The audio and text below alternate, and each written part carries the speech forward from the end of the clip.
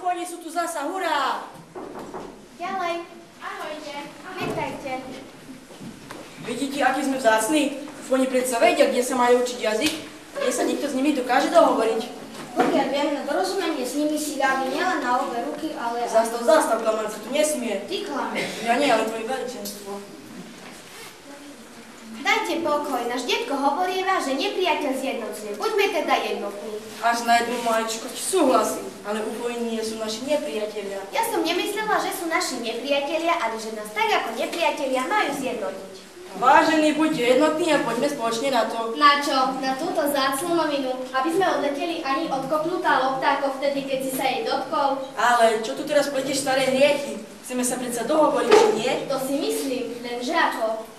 A čo to je počítať? Zase je z neho zlopol? Neposlúcha? On by aj poslúchal, ale ja... Vari by si dovolil neposlúchať, to nie je nijakovsky možné. Svet by sa primátil, keby si ty priznal chybu. Zasa začínaš. Neodpoznal môj počítača, tlačku a vesnicu F10, pokyny. Aj zlopol. Počítač píši vodu, nikdy nebude.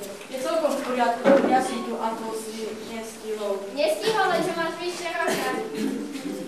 Už mu dajte pokoj. Dobre viete, že on sa na počítači neučí, iba sa hrá. Ja si predsa len myslím, že ten počítač bude taký... Nie, počítač ide ako hodinky, veď Mareka poslúchal ako dobrý holub na streche. Aj z ruky by mu poliedol. Tak zavolajte Mareka. Ten nebude doma, mama ho súdne volala. Určite niekde behajú po obchodoch. Myslíš? Pravda, že? Tak čo spravíme? Vyzerá to tak, že vám musím pomôcť ja. Marek, Lucia. Tak to ste vy, vtáčikovia. Holuby na streche? Ako vidíte, a životné veľkosti. Ale to potom znamená... Presne tak, to znamená, že žiadne ufóni sa nekonajú. Ale ste to na nás pekne zahrali. Môj otec si povedal, že perfektne. A nebali ste sa? Koho? Miestnej polície, požiarníkov? Izo prezradili všetky naše plány. No len keby vás tu bola nachytala naša mama, aby vám to bola ukázala. Mali by ste ufónov plný krk, aj trošku. Vaša mama, tam všetko vedela ako prvá. A išla sa popútiť o smiechu, keď sme jej náš celý plán vyličili. A tešila sa, že sa Rozka konečne zamyslí nad sebou a nad počítačom. Ako? To nad počítačom? Jednoducho. Vary si myslí, že mama je slepá. Dávno si všimla, že sa na počítači iba hráš a celkového neovládaš. Baláme to Anna, čo ti okupovala. Musíme sa priznať, že práve ona nám pomohla všetko premyslieť a pripraviť tak, ako sme to urobili. Vidím, že my rodičov často kritíme. Myslíme si, že ničomu nerozumejú a pritom... Dobrý deň, vážení občania. Vysielame ohľad miestneho rozhlasu. Na ihrisku v 34. ulici pristalo neznáme teleso. Asi lietajúci tanier.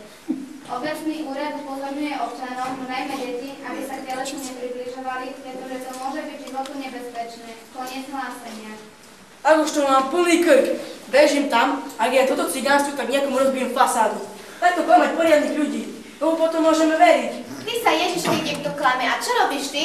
Do telefónu sa predstavíš ako stará Blažková. Tváriš sa, že sa učíš na počítači a pritom to nie je vôbec pravda. Klameš, len sa tak práši, vieš? A nebudem. To trestni. Ďalej. Ahojte. Bola som hranisku pri tom lietajúcom tanieri. Kto je vám ozrúta? Naozaj sme riadne UFO. Poďme sa tam rýchlo pozrieť. Ideme. Ide!